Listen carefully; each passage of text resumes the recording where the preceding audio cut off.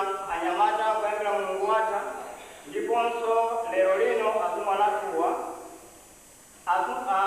makolo amene wawo azungwana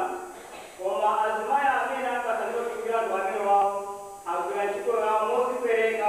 ndiponso mozindikira kuti iwowo akugwira ntchitoyi m'dzina la Ambuye Yesu.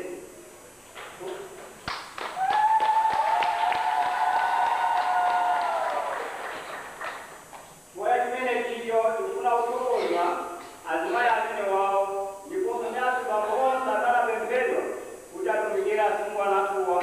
anayenda chakudya chokwanira masana mwina ankadya madzulo okha koma kunoko chifukwa chakuzipereka kwa ndiye ine malo mwa makolo onse amene abwera kuno phatikiza ndi azungu anatuwa tikuti zikomo kwambiri onse amene apemphedwa kuti atumikire azungu anatuwa zikomo kwambiri.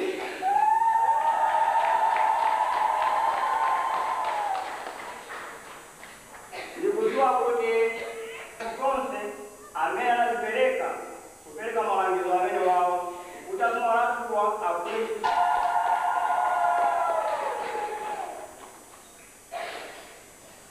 osayiwalanso akati aya mapemphero zonse ziyende bwinobwino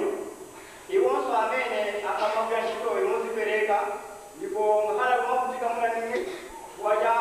kuzipereka kwawo ndikutokoza akatikisi onse amene akamautika kutika chipata kumwanatuwa kuti pasapeleko mene aliyense akanakisamaisa zonse kuti aliyense potosweka zake azikuzenusa kudikira ndi akatikisi onse ndikutokoza kuti zikomo kwambiri.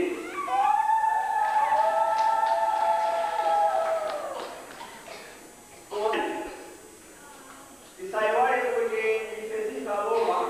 ife ndisakasokerese mwaona noka malangizo amene alandira zolija mmene maonera muja mungena kudya kulira palisimu yapaone zikomo kwambiri makolo onse amene mwatizalani malangizo alerowa zikomo.